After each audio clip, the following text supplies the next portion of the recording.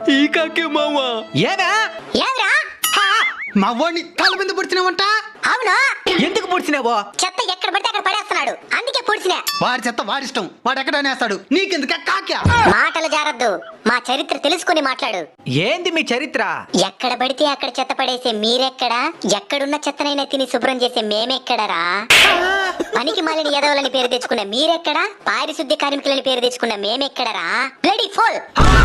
చిన్నప్పుడు చేతుల నుంచి వడ లాక్కొని వెళ్ళిపోయినప్పుడు మిమ్మల్ని చంపేస్తుండాలా? ఆ లాక్కోవడం కూడా మేము మీ మనుషుల దగ్గర నేర్చుకునిందే. ఎట్టా?